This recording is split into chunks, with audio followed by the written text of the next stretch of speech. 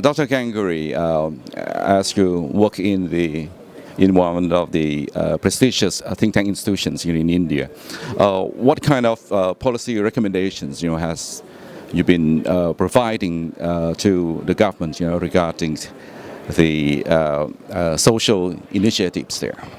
You see, there's one major recommendations that we have made is regarding the cleaning of rivers, which is the lifeline, river Ganga, which is the lifeline of India. And there's a lot of commonality in cleaning rivers that has happened here in Germany, from where we can take best practices and also implement them in India. And cleaning the river Ganga is one of the major projects of this government, of the Narendra Modi-led government in India.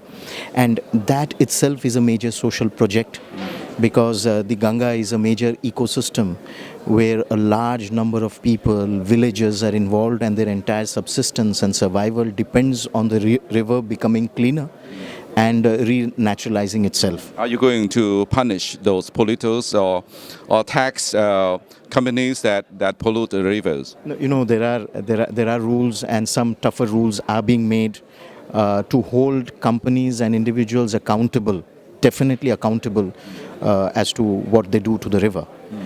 So these are options that are being explored very seriously, and the entire effort to clean this river is being turned into a people's movement.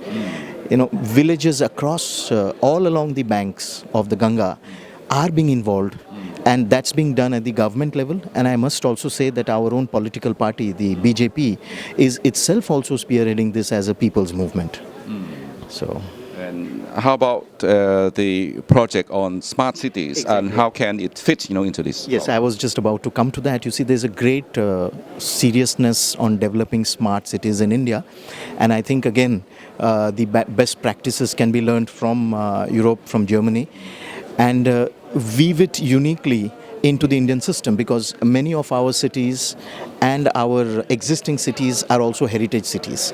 So how do you blend heritage with modernity and develop those into smart cities?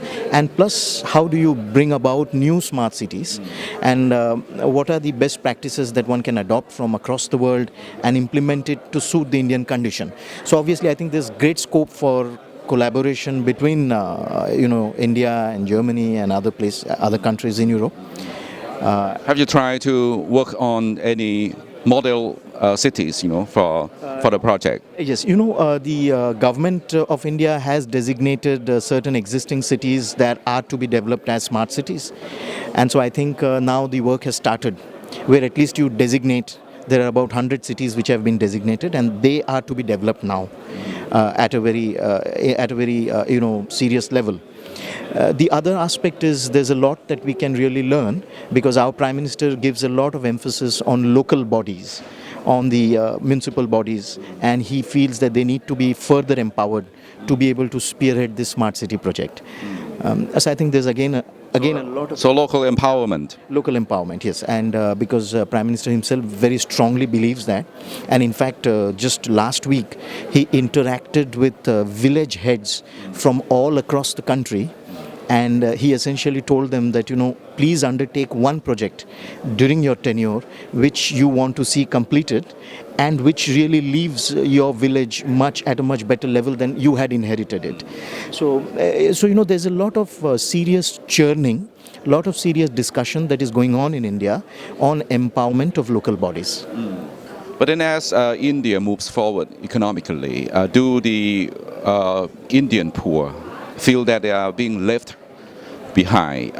Will there be any initiatives or any education program that will help uplift their standard of living? Right. There's already been programs which have been implemented. For example, the Prime Minister's own initiative, the Pradhan Mantri Jan Dhan Yojana, which has ensured that financial inclusion in the largest manner has taken place in India today. Those who did not have bank accounts were actually invited to open accounts, zero balance accounts, and there's a massive movement in financial inclusion, number one. Number two, you may be aware that in India, even today, a large number of families in the rural areas are still use these smoke ovens for the cooking.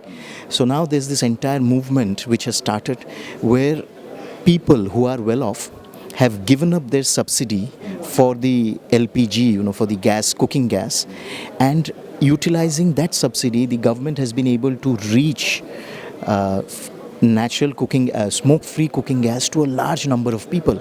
And those who are positively affected by this are the women, because they do the cooking.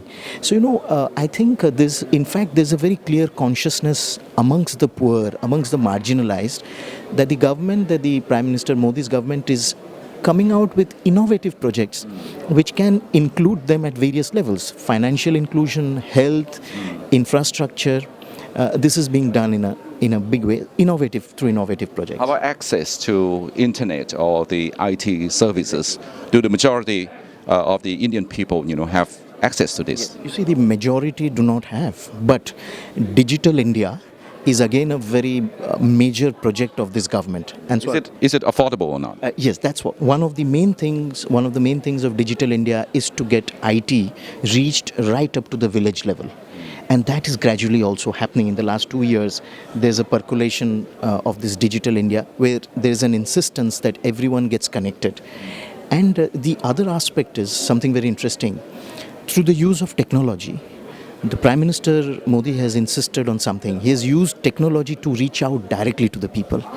So a large number of people from across the country are being able to now communicate with him directly and tell them their problems, tell them the issues that they would like to be implemented.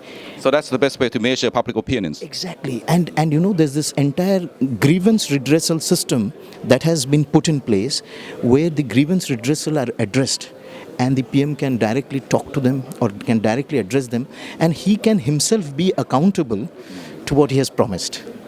So, Thank you very much for your comment. thank you. Thank you so much.